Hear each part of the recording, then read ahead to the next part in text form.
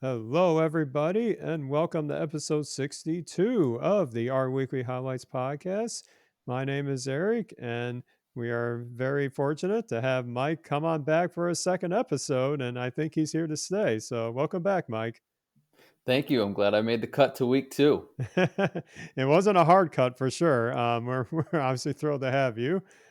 So, this week we're going to be covering the highlights for issue 2021 W42, which was released this past Monday. And our curator for this release is Rio Nakagawara. And as always, he had gracious help from our weekly team members and our contributors. So, let's dive right into it. So, if you have been using R for even a little bit or perhaps a long time, what you probably have noticed is that R is a language that expects you to give it feedback. You type in a function, you type in a command, and it's going to give you back a response on the spot. And this is because R is what's called an interpretive language. Hence, you're greeted with this R console, and you feed in the commands and function calls, and you get output back out. Now, alongside being an interpretive language, R also lets you define objects or variables that correspond to these most common types that you often see in data analysis. Things like character strings, numeric vectors, booleans of true and false, and obviously much more. And as you start encapsulating sophisticated code into functions for reuse and perhaps even to be the building blocks of an R package, you're, of course, free to choose and mix and match from these different object types as inputs to your functions and results that you return back to the user of your functions. Now, in contrast to R, other computing languages in the general programming space, like C, C, etc., they actually come out of the box with things called type safety, which, if you're not familiar with that term, even I wasn't familiar with it in my early days of R. That's in essence a fancy way of saying that inputs and even output objects are declared with a specific type, and that any deviations from that assignment can result in errors when that program is compiled or even just run interactively. Now, that can take some upfront work on the developer to declare these ahead of time. But as I've been listening to more software development related podcasts, um, they've actually appreciated the safeguards because it helps with development and fixing errors down the road. Now, we're bringing this up here, but this is an R related podcast, right? So, a natural question is that whether R itself should adopt these principles of type safety and type checking. But one thing that's always been a big goal of the R core team is to maintain backward compatibility so that 2 years, 3 years, maybe 5 years down the road, that same code you wrote that's using the base R functionality will work as intended. Well, there is a happy medium here because a new initiative launched by a very talented group of our developers led by Kiro Moeller, who's been no stranger to contributions in the Tidyverse amongst other important efforts. He and his group are aiming to provide R with this capability of type checking and type safety via a new RPP package that's part of a broader initiative called QLang, which is what we're focusing on in our first highlight today. So, this is still very early days, but the goals of RPP are to specifically provide R with type safety through the mechanisms of static type checking, but while not shortchanging or compromising the performance in the language. And as I can tell from this early stage, I'll be interested in your thoughts on this, Mike, but this is definitely no small effort. But the good news is they have a few of the building blocks already in development, such as other members of the team, like Antoine Fabry's typed package and Joe Thorley's CHK or check package, that are helping with some various lower level operations in this overall paradigm. Now, as I read this to myself, as I get a gist of what's happening here, I sense this is a direct play, a direct result of even strengthening R's position to being a robust, production worthy language for software development. Where the knock on R historically has been it's great for prototyping data analysis, but you got to go to something else for production. I don't think those are the days anymore. I think R now has equal footing in production, and that this could be a chance to be this effort, this RPP effort and QLang effort, has a chance to be as transformative to developers as some previous efforts that have transformed the R ecosystem, like RCPP, for example.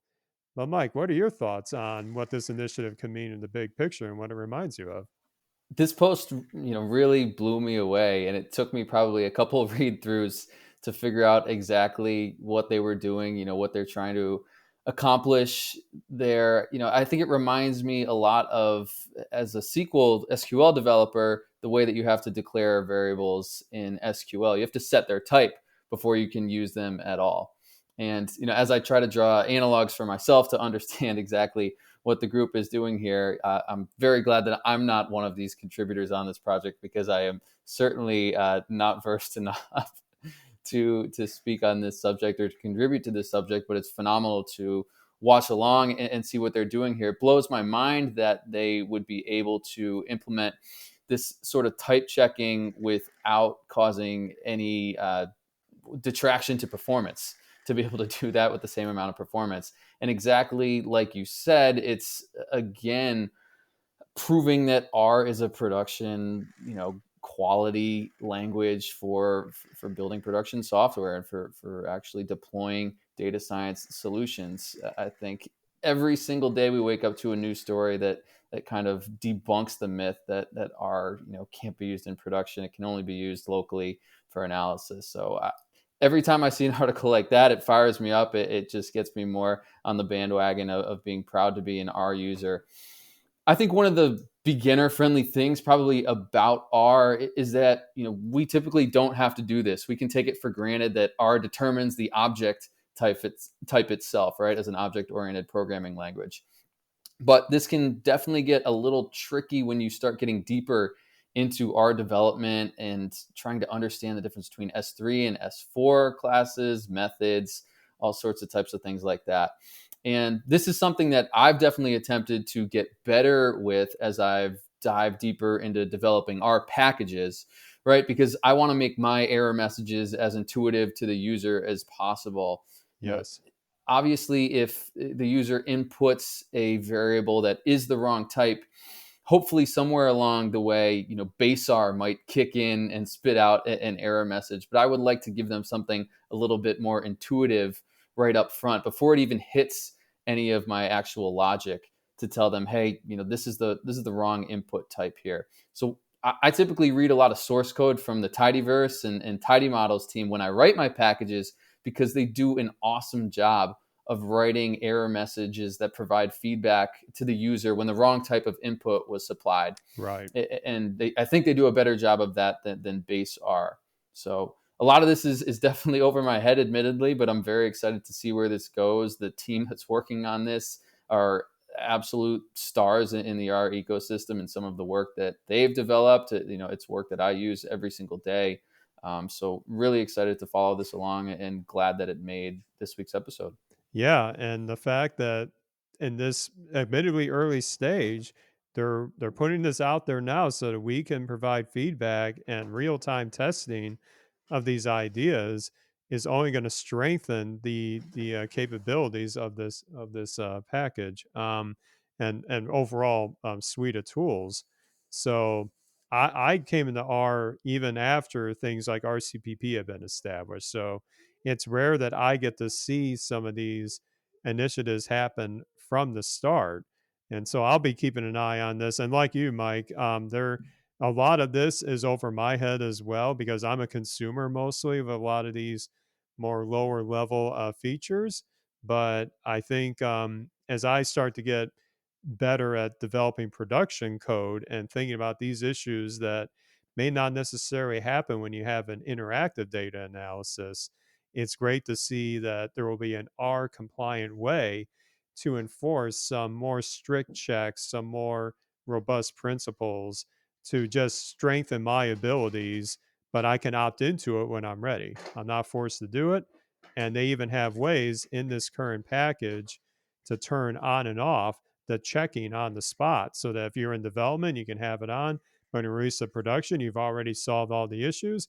You make it run just like you would have outside of it. So I think that's really important here.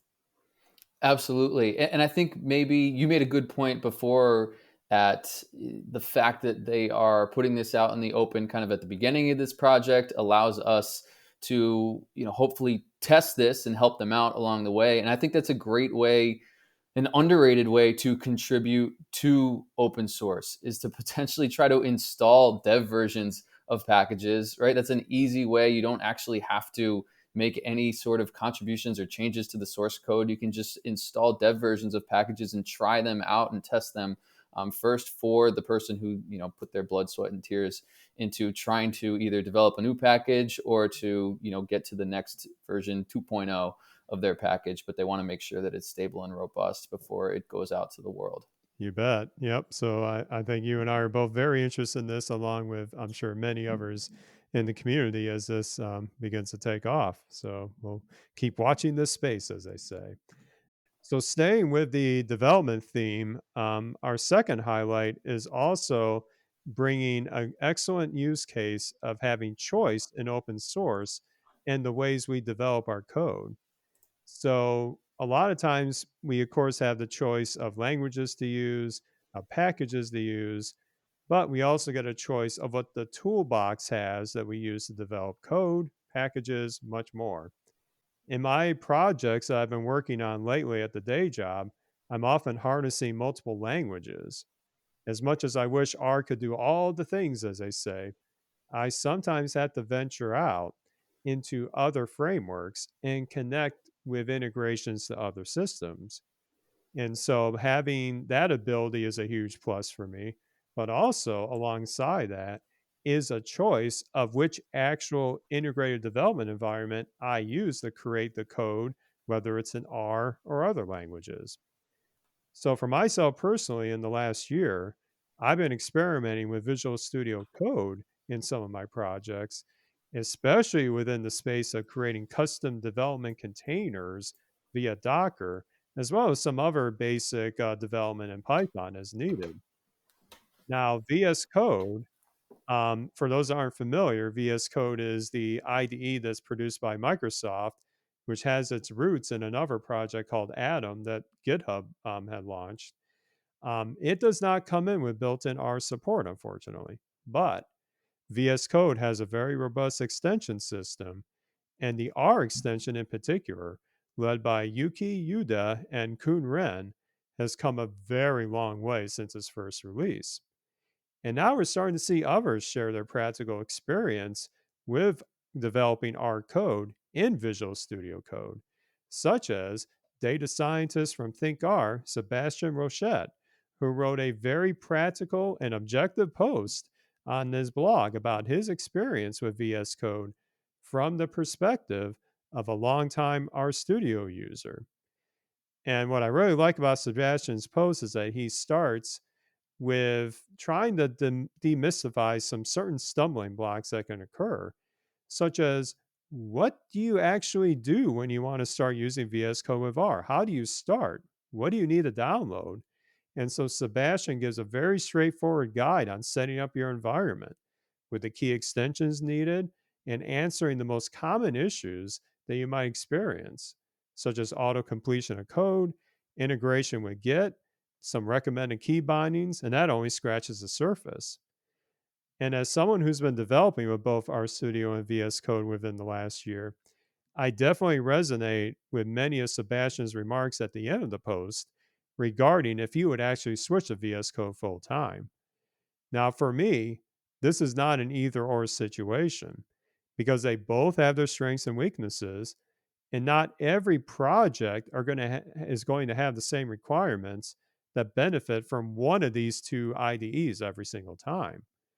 And one thing that I've been able to do through a lot of experimentation, but now I think I have a nice workflow, is that now I have a development environment for my R programming, at least for my open source work, that lets me pick whichever one works best for the project. And thanks to being able to leverage Docker and a containerized development workflow, I can now toggle back and forth between RStudio and VS Code to edit the same set of files and even leverage the same set of packages via RM so that I can experiment. I don't have to feel like I'm locked in one way or another. And it just is a lot of fun to try new things. So I really enjoy Sebastian's take on this. And we're starting to see this pick up a little more steam, if you will, in the R community. But Mike, I know you've looked at VS Code in the past. What are your thoughts on what Sebastian's explored here? Well, I thought it was a really well articulated and practical article aimed at our users specifically, which is us, and the costs and benefits or the trade offs for using VS Code and what's available. I've delved into VS Code a little bit in the past, been probably a little overwhelmed because every time I try to use it, I don't exactly have a use case. I'm just sort of opening it, trying to explore around a little bit, maybe watch a YouTube video or something like that. It's really dark in there. It's night mode, trying to figure out exactly how it works. But one of my Right. personal initiatives this year that I set for myself, so I gotta get that done pretty soon, is to learn how to develop within a container. And I think that's working within VS Code really lends itself nicely to that because you can do all those things, right within VS Code. I've deployed Docker containers before on, other systems, but never actually developed within a container myself. So I think that will end up saving me a lot of time to make sure that it works before deployment once I can figure out how to do that. Sebastian, brilliant. I did notice that the article does conclude that, for most use cases, he thinks that he's probably going to stay within our studio with the exception of doing, production grade R work and especially for collaborative development. And I know one thing that he mentioned in particular that I've heard a lot of other people say is incredibly useful when working in VS Code is this live sharing option. So I think you can correct me if I'm wrong, Eric, but I think it's almost, a Zoom like way to just really quickly show your code to somebody else and maybe also collaborate on the code at the same time. You're exactly right. It is very slick on how they pull this off, but you can have one person initiate the share and invite another VS Code user who doesn't necessarily even have to have the same extensions installed. They can just magically connect to the same coding session, and you can see their edits in real time alongside yours, giving you like a Google Docs collaborative experience, but actually running the same execution environment from the original person's code environment. So it's really slick, and I'm really looking forward to exploring that for our projects down the road. Yeah, me too. I think I can kind of see, we do a lot of at my company do kind of two different suites of projects. One is our package development, and then the other one is our Shiny development. And I guess Gollum's kind of both at the same time. But I think probably for the our package development, our studio still has so many built-in tools that enable it to really check your packages and develop your packages quickly, sort of on that side. But in terms of building apps that are going to get deployed somewhere, that's not crayon, that folks don't care necessarily what's under the hood about them, whether it's R, whether it's Python, whatever. I think that VS Code is probably a great step for that because you definitely want to lock down your dependencies and something like Docker. And I think probably for those particular projects, that's an area that we'll potentially start to look into VS Code for. Absolutely. Yep. So it's like I said, it's great to have choice, and we're seeing this the set of resources, and more importantly, the write-ups, the transparency of experiences with this, I think are really going to help, frankly, spear both efforts and new features coming to both IDEs. So I think it's great to see this in action, and it's really helped my workflow in key situations. But much like what Sebastian says, there are certainly most of my R typical R work is going to be best suited for our studio, but a lot of newer efforts I have, like he alluded to, the productionized development, the containerized development, that's just been super slick in VS Code. So credit to the advancement of these new capabilities that we all get to use for free, like always. So never Absolutely. never win for And open source. Yep. and in the spirit of open source, right? This is the R extension for VS Code is out there on GitHub. You If you want bet. to check it out, and you can contribute as well. We got a link to that in the show notes. Yes, yeah, I've actually filed a couple issues with them as I was pushing the envelope on certain things, and I don't have all the answers yet, but they're definitely looking into some key operations. So, yep, we'll be watching that space as well. And we're gonna definitely switch gears to our last highlight, which uses something that comes up a lot in the R Weekly highlights, is visualizations with ggplot2. So, Mike, what do we have for this? Sure, we'll switch it up and I will kick off this topic. And I really like the mix of content this week. It was a little bit all over the place. It started with an R package that's in development. Then we moved to a whole software development platform with VS Code. And now we're on to DataViz in ggplot in a particular use case that the author Neil was sharing. So this is something, that I think paid data viz platforms like Tableau and Power BI do really well. It's these ribbon charts, which are essentially sort of two lines plotted on the same chart, but the area between the lines is shaded. And there was a tweet that was put out by Hugh Graham that said, what is the right way to create this type of ribbon chart, which is sort of like a time series, with two groups, and then fill the area between them based upon which group is higher or lower.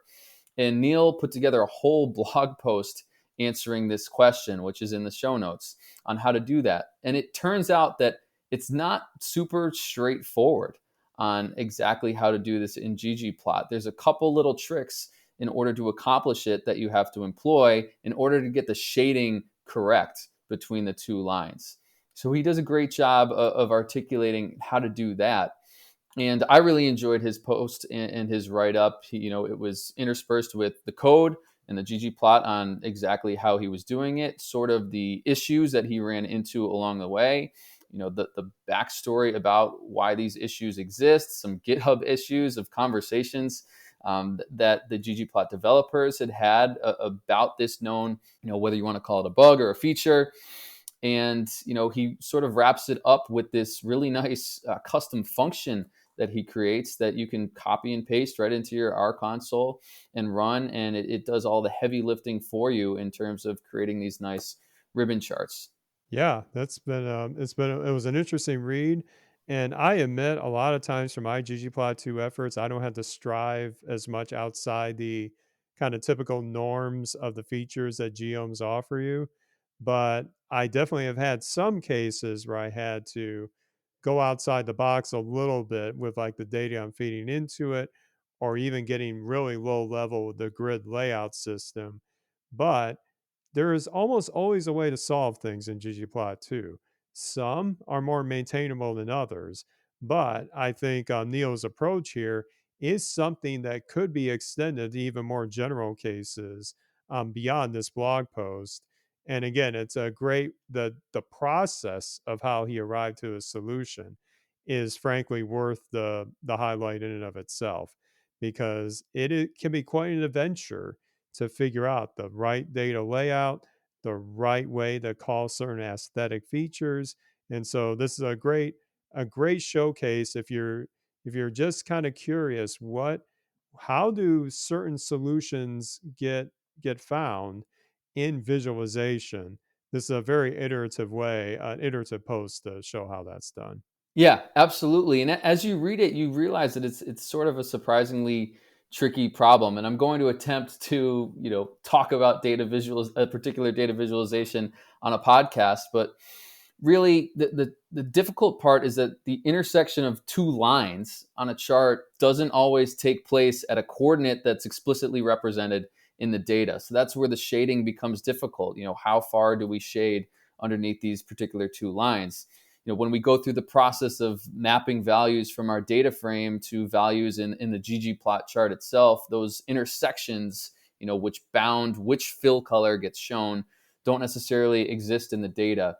And a use case for these ribbon charts that we use all the time, I'm somebody who builds a lot of dashboards, is that they're a great way to show two competing metrics over time. You have maybe the first line represent revenue, and then the second line represent expenses, so that where the fill color is green is when revenue is greater than expenses, and then when expenses are greater than revenue, it's reversed. You're in the red. You fill that difference with the color red, and it becomes pretty intuitive to somebody like a non-technical manager or something like that to interpret what you're trying to say in these charts. Excellent. Yeah, I know I do a lot of dashboards myself, and being able to convey the key points clearly, sometimes it takes a lot of effort to get it to that ready state. But again, what Neil has done here is a great way to get you on the right path of developing a very influential and powerful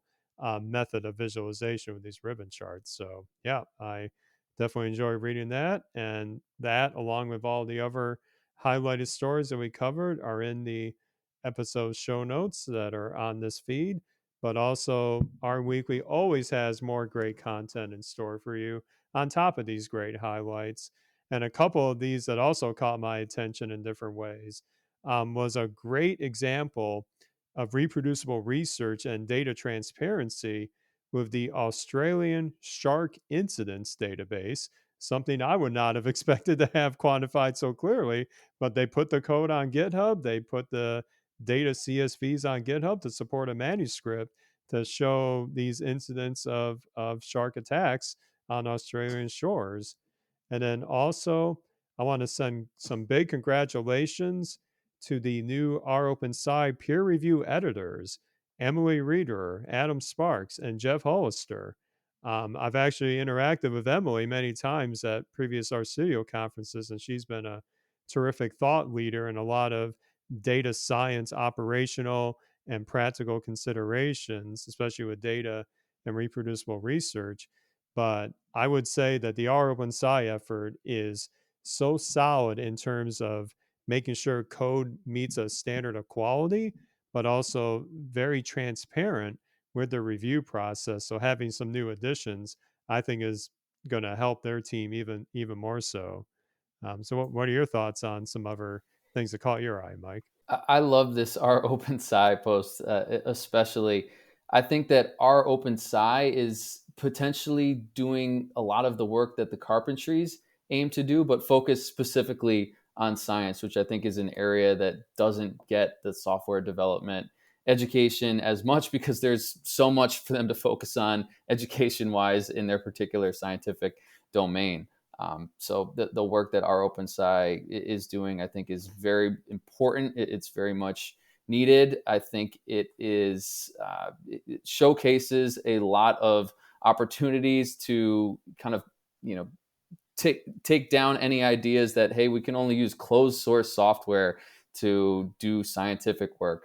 I think the things that folks are able to do now in the scientific world with are blowing away a lot of the things that we were previously able to do, just with closed source software, being only accepted by the FDA or things like that. So really cool to see the R Open Sci effort growing.